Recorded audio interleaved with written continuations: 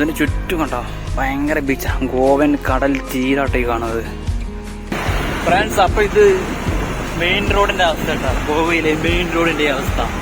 നമുക്ക് beach area ചെന്ന് തകർക്കാം. അപ്പം നമ്മള് ഉടുപ്പി റെസ്റ്റോറന്റില് ഗോവയില് ട്രക്സിനും ഇതിനും പോയി പറ്റിക്കപ്പെടാൻ നല്ല സാധ്യത കൂടുതലല്ലേ. അഗോഡ ഫോർട്ടിലേക്ക് വരുന്നത് വഴി തൊട്ടടുത്ത് തന്നെ മ്യൂസിയം ഉണ്ട് കേട്ടോ. അപ്പോൾ മ്യൂസിയത്തിൽ കയറണമെങ്കിൽ കയറാം. ഇവിടെ ഒരാൾക്ക് 200 രൂപയാണ് നോക്കണം. 200 ഫീസിന് കിട്ടും. ഒരു 2 വീലറിന് 50, കാറ് 100, ബസ്സാണെങ്കിൽ 200 പാർക്കിംഗ് ഫീസ്. ഓക്കെ, എന്തായാലും പിന്നെ അവിടെ എത്തിയിട്ട് എൻട്രി ഫീസ് വേറുണ്ട്. പോയൊക്കെ എന്തായാലും എനിക്ക് തോന്നുന്നു മാക്സിമം ഗോവ ഫേമസ് ആവുള്ള കാരണം പോലെ വഴി വെറുതെ ഹോണടിച്ചിട്ട് കാര്യമില്ല.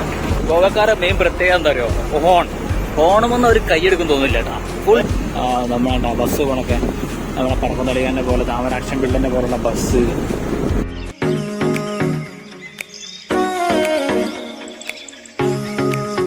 നമ്മളിപ്പോ പോകുന്നത് അഗോഡ ഫോർട്ടിലേക്ക് കേട്ടോ. അഗോഡ ഫോർട്ട് ടീമിൽ നിന്ന് ടീം റെയിൽവേ സ്റ്റേഷനിൽ നിന്ന് 25 കിലോമീറ്റർ പോകുന്ന വഴി ഉള്ള മനോഹരമായിട്ടുള്ള കാഴ്ചകൾ. ഇവിടെ ഒരു റെസ്റ്റോറന്റ് കാണുന്നുണ്ട് കേട്ടോ. നമുക്ക് പോയി നോക്കാം എന്തൊക്കെ ഉണ്ട് നോക്കട്ടെ.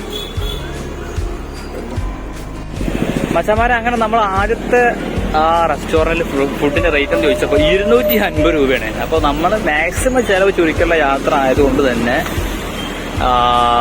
നോക്കാം. അടുത്തൊരു ഹോട്ടലിലൂടെ പിടിക്കാനായിട്ട് റോഷൻ ചോദിക്കാനായിട്ട് പോയിട്ട് കേട്ടോ. ഞാനിത് വണ്ടി ഇവിടെ ഇരിക്കാനാണ്. ആ വണ്ടി നമ്പറിന്റെ രജിസ്ട്രേഷൻ കണ്ടോ, GA. ഇവിടെ ഗോവ വണ്ടികളും അതുപോലെ തന്നെ മഹാരാഷ്ട്ര വണ്ടികളുണ്ട്. നമ്മള് ഉടുപ്പി റെസ്റ്റോറന്റിൽ എത്തിയിട്ടുണ്ട്. നമ്മൾ ഇനി ഫുഡ് കഴിക്കട്ടാ. അങ്ങനെ നമുക്കായിട്ടുള്ള ഫുഡ് എത്തിയിട്ടുണ്ട് കേട്ടോ. ഉടുപ്പി ഫുഡാണ്. ചോറ്, റൈസ് ഉണ്ട്, പിന്നെ ചപ്പാത്തി, പപ്പടം, ഇത് കേസരി, സാമ്പാർ, ഉപ്പേരി എല്ലാം ഉണ്ട് കേട്ടോ. അപ്പം ഇനി തുടങ്ങാം.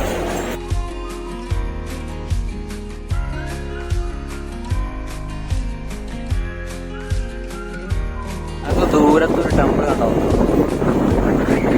പോലീസിലേക്ക് ഭയങ്കര പ്രശ്നമാണ്. കിട്ടാനുള്ള ഫണ്ട് കിട്ടിപ്പോന്നിട്ടല്ലാതെ ഒരു വിടൂല. അങ്ങനെയുള്ള വിഷയമാണ് കേട്ടോ. 2 ഹെൽമെറ്റ് ഇവിടെ സീനില്ല.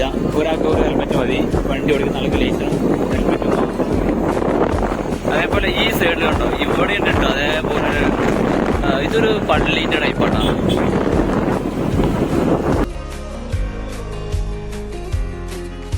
മുന്നിൽ പോണ ഒരുത്തുണ്ടല്ലോ, വെറുതെ ഹോണടിച്ച് കളിക്കരുത്. വെറുതെ ആണാ വെറുതെ ഹോണടിക്കും. ഇഷ്ടംപോലെ വഴി സ്ഥലമുണ്ട് ഈ റൈറ്റ് സൈഡിൽ. നമ്മുടെ നാട്ടിലൊക്കെ വന്നപ്പോൾ എന്താ പോയിരിക്കും എൻ്റെ അവസ്ഥ. ഇവിടെ പൊതുവെ റോഡിൽ ആളുകൾ തന്നെ കുറവാണ്. ഇവിടെ നല്ല ഫ്രണ്ട്സ്. അപ്പോൾ നമ്മുടെ ഗോവയുടെ തലസ്ഥാനമായിട്ടുള്ള പനാജിയിലേക്കുള്ള വഴിയുടെ ഈ വഴി പോവാം. ഇടത് നമ്മൾ ശരിക്കും പറഞ്ഞാൽ വലിയൊരു സംഭവമായിട്ട് പറയാനുള്ളതൊന്നുമില്ല, ഇതുവരെ ഇല്ല കേട്ടോ. കാരണം ബീച്ച്, എനിക്ക് തോന്നുന്നു ബീച്ച് ഏരിയക്കാണ് ഇവിടെ ഭയങ്കര ഫേമസ് ആയിട്ടുള്ളത്. കാരണം റോഡൊക്കെ നമ്മൾ തനി കേരളത്തിൻ്റെ പോലെയുള്ള റോഡുകൾ, നമ്മളെ ബസ് പോണൊക്കെ നമ്മളെ പറക്കുന്നളികാനെ പോലെ താമരാക്ഷൻ ബിൽഡിനെ പോലുള്ള ബസ്, അപ്പോൾ അത്തരത്തിലുള്ള കാര്യങ്ങൾ കാണും. പാടം, തോട്, ക്ലൈമറ്റും നമ്മളതേപോലെ തന്നെ സുഖമല്ലേ ക്ലൈമറ്റ്. പിന്നെ നമ്മളെ നാട്ടിൽ അത്ര ചൂടില്ല, വെയിൽ തോന്നുന്നുണ്ട്, പക്ഷെ നല്ല തണുത്ത കാറ്റുണ്ട്. കാറ്റുണ്ട്, ചൂട് ഫീൽ ചെയ്തില്ല. ഇവിടത്തെ റോഡിലൊക്കെ റോഡ് പണി നടന്നത് കേട്ടോ ഫ്രണ്ട്സ്. അപ്പോൾ ഇവിടെ വിദേശികൾ വന്നിട്ട് ബീച്ച് ഒന്ന് സെറ്റാക്കിയാണ്. അതുകൊണ്ടാണ് എനിക്ക് തോന്നുന്നു മാക്സിമം ഗോവ ഫേമസ് ആവുള്ള കാരണം. ഇഷ്ടംപോലെ വഴി വെറുതെ ഹോണടിച്ചിട്ട് കാര്യമില്ല. ഗോവക്കാരെ മെയിൻ പ്രത്യേകത എന്താ പറയുക, ഹോണമെന്ന് അവർ കൈയെടുക്കും തോന്നില്ല കേട്ടോ. ഫുൾ ടൈം ഹോണടി. വണ്ടിന്റെ നമ്പർ പ്ലേറ്റ് ഉണ്ട് കേട്ടോ. നമ്മള് ടൂറിസ്റ്റുകളാന്നുള്ളതിൽ അങ്ങനെ അങ്ങനെ ഉണ്ട് കേട്ടോ. വണ്ടി നമ്പർ റെന്റിന്റെ ബോർഡാണ് അതാ. അപ്പോൾ അങ്ങനെയും പറയാം. ഇവിടുത്തെ ഈ ആർക്കിടെക്ചറൊക്കെ ഉണ്ടോ, പഴയ ഒരു ആർക്കിടെക്ചർ. മെയിൻ എന്താ പറയുക, മെയിൻ ഗോവയില് ട്രക്സ് ഡ്രഗ്സിനും ഇതിനും പോയി പറ്റിക്കപ്പെടാൻ നല്ല സാധ്യത കൂടുതലല്ലേ? പറ്റിക്കപ്പെടാൻ ഏറ്റവും കൂടുതൽ സാധ്യതയുള്ള സംസ്ഥാനമാണ്. അതിൽ പറ്റിക്കുന്നത് ഒന്നാമത് പറ്റിക്കാൻ നിൽക്കുന്നത് പോലീസുകാരാണ്. ഇവിടെയുള്ള പോലീസുകാരാണ്. ഫ്രണ്ട്സ്, അപ്പൊ ഇത് മെയിൻ റോഡിന്റെ അവസ്ഥ കേട്ടോ. ഗോവയിലെ മെയിൻ റോഡിന്റെ അവസ്ഥ. നമുക്ക് ബീച്ച് ഏരിയ ചെന്ന് തകർക്കാം. അപ്പൊ ബീച്ച് ഏരിയക്ക് മാത്രം പ്രശസ്തമായിട്ടുള്ള ഇന്ത്യയിലെ ചെറിയ വലിയ സംസ്ഥാനമല്ല, ഇന്ത്യയിലെ ചെറിയ സംസ്ഥാനമാണ്. പക്ഷെ വലിയ കാര്യങ്ങൾ കൊണ്ട് ഇന്ത്യയെ ലോകത്തിന്റെ നെറുകയിലെത്തിച്ച ബീച്ച് വിനോദ സഞ്ചാര കേന്ദ്രത്തിന്റെ ആ ടോപ്പ് സഞ്ചാരികളുടെ പറുദീസ എന്നൊക്കെ അറിയപ്പെടുന്നിടത്തേക്ക് നമുക്ക് പോകാം. പനാജി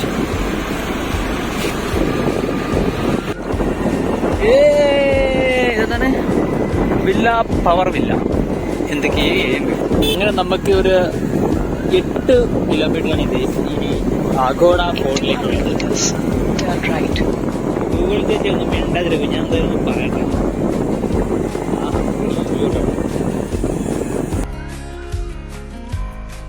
ഒരു വലിയ പള്ളിയുണ്ട് കേട്ടോ അവിടെ. ആകെ ഓവർ ലേഡി ഓഫ് ഹോപ്പ്.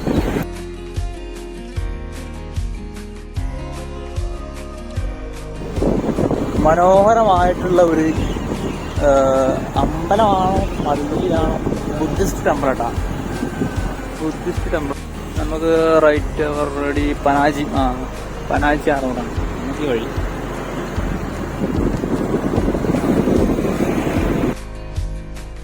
ഈ അഗോഡ ഫോർട്ട് എത്തുന്നതിന് മുന്നേ ആയിട്ട് നമുക്ക് ഒരുപാട് ഷോപ്പുകൾ കണ്ടു തുടങ്ങി കേട്ടോ. വിദേശികൾ ഒരുപാട് ഇവിടെ വന്നിട്ട് ഈ ഫോൺ ഡിസ്റ്റർബൻസ് കാരണം ഇവിടെ ഭീകരമാണ്. വെറുതെ ഫോണടിക്കും, ഒരു കാര്യമില്ലാതെ ഫോണടിക്കും.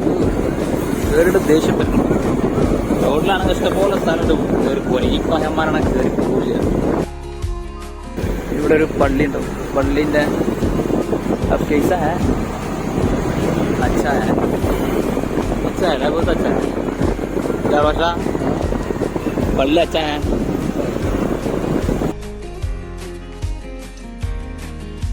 ഫോർട്ട് എത്തുന്നതിന് മുന്നോടിയായിട്ട് ഒരുപാട് ഷോപ്പുകൾ കാണാം. അഗോഡ ഫോർട്ട് റൈറ്റ് കേട്ടോ. അപ്പോൾ ഇതുവഴിയാണ് നമ്മൾ പോകേണ്ടത്.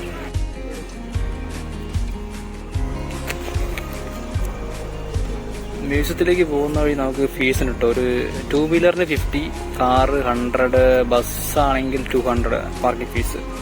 ഓക്കെ, എന്തായാലും പിന്നെ അവിടെ എത്തിയിട്ട് എൻട്രി ഫീസ് വേറുണ്ട്. പോയൊക്കെ എന്തായാലും.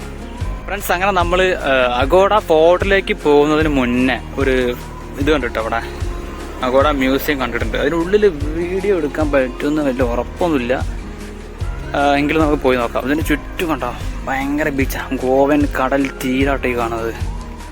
ഒരു രക്ഷയില്ല. ചരക്ക് കപ്പലൊക്കെ അവിടെ പോകുന്നുണ്ട്. ഇത് കിടിലല്ല റോഷ?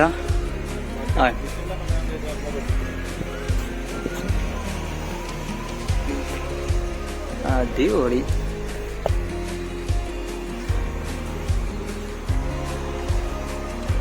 ഈ ഒരു വലിയ ബിൽഡിങ്ങാണ് കണ്ടോ. ഗോവയുടെ എനിക്ക് തോന്നുന്നു പനാജിന്റെ ഭാഗം അവിടെ, ക്യാപിറ്റൽ സിറ്റി ഓഫ് ഗോവ, അതായിരിക്കും അവിടുന്ന് കാണുന്നുണ്ട്. നമ്മൾ കണ്ടല്ലോ സ്ട്രൈറ്റ് റോഡ്. അപ്പോൾ അതന്നെ. അപ്പോൾ നിങ്ങൾക്ക് അഗോഡ ഫോർട്ടിലേക്ക് വരുന്നത് വഴി തൊട്ടടുത്ത് തന്നെ മ്യൂസിയം ഉണ്ട് കേട്ടോ. അപ്പോൾ മ്യൂസിയത്തിൽ കയറണമെങ്കിൽ കയറാം. ഇവിടെ ഒരാൾക്ക് 200 രൂപയാണ് നോക്കണം. 200 രൂപ ടിക്കറ്റ് എടുക്കുന്ന അവിടെയാണ്. നമുക്ക് ഒട്ടും സമയമില്ലാത്തത് കൊണ്ട് തന്നെ അഗോഡ ഫോർട്ടിൽ 5 മണി 5:30 സമയത്ത് ക്ലോസിംഗ് ഉണ്ട്. അപ്പോൾ അതിന് മുന്നേ അവിടെ എത്തണം. നമുക്ക് ഒരുപാട് അവിടെ നടന്ന് കാണേണ്ടതായിട്ടുണ്ട്. അപ്പോൾ ഇനി അവിടേക്ക് പോകാം. ഫോർട്ടിൽ ഒരു എന്താ പറയുക, 100 രൂപയ്ക്ക് ഒരു മാന്യത ഉണ്ട്. പോട്ടെ, ഒരു 150 രൂപ കുഴപ്പമില്ല. 200 രൂപ 50 രൂപ പാർക്കിങ്ങിൽ വേറെ 2 വീലറിന്. 4 വീലർ ആണെങ്കിൽ അതിൻ്റെ ഡബിള്. ഫോർട്ടിലേക്കുള്ള പാർക്കിംഗ് ഫീ വീണ്ടും 50. ഫോർട്ടിലേക്കുള്ള എൻട്രി കേട്ടോ. ഇവിടെ നിന്ന് ടിക്കറ്റ് എടുത്തിട്ട് പോകാം.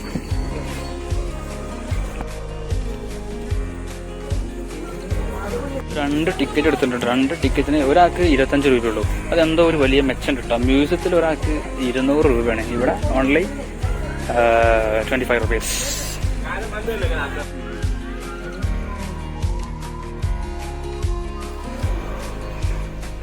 തോന്നിട്ടാണ് കിലോ പ്രവേശ് ഫോർട്ട് എൻട്രൻസ്. സ്റ്റെപ്പ് കയറിയിട്ടാണെങ്കിൽ അങ്ങനെ പോവാം. എവിടെ തട്ടോ അതിൻ്റെ മാപ്പ്, ഗോഡ ഫോർട്ടിൻ്റെ മാപ്പാണ്. Okay, let's go guys, let's go into ഗോഡ ഫോർട്ട്. എൻട്രൻസ് തന്നെ ഒരു കിടിലൻ ടവറാണ്, വാച്ച് ടവർ. അതിനെ പറ്റിയൊക്കെ നമ്മുടെ ഉള്ളിലെത്തിയിട്ട് പറയാം. ഇവിടെ കൊടുത്തിട്ടുണ്ട് ഓപ്പണിംഗ് ടൈം 9 AM to 5:30. 5:30 ഉള്ളൂ കേട്ടോ. ഇതല്ല അപ്പുറത്ത് ഗൈസ്. ഈ ഫോർട്ടിനകത്തേക്ക് നമ്മൾ കയറി വരുമ്പോൾ പിന്നെ ഇവിടെ 1-2 ഫോർട്ടിനെ കുറിച്ചുള്ള കാര്യങ്ങൾ ഡീറ്റെയിൽസ് കൊടുത്തിട്ടുണ്ട് കേട്ടോ. ഗോവയിലെ പ്രധാനപ്പെട്ട ചർച്ച് കോംപ്ലക്സ് ഇതാണ്. മുന്നേ എങ്ങനെയായിരുന്നു ഈ കോംപ്ലക്സ്? പുതുക്കി പണിതാട്ടത് ഓൾഡ് ഗോവ. ഇതൊക്കെ ബിഫോർ ആഫ്റ്റർ ആട്ടാ. കണ്ട ബസലിക്ക ഓഫ് ബോം ജീസസ്, അതിൻ്റെ പുതിയ രൂപം.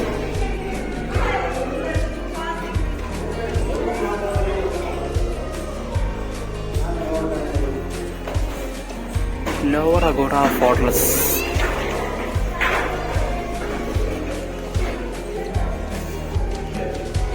ഇതൊക്കെ ഓൾഡ് ഗോവ. ഓൾഡ് ഗോവ എന്ന് പറയുമ്പോൾ സൗത്ത് ഗോവയിൽ മഡ്ഗാവൂർ ഇറങ്ങിയിട്ട് അവിടെ നിന്ന് കാണാൻ പറ്റിയ സ്ഥലങ്ങളുടെ പിക്ചേഴ്സാണ് ഇവിടെ കൊടുത്തിട്ടുള്ളത്.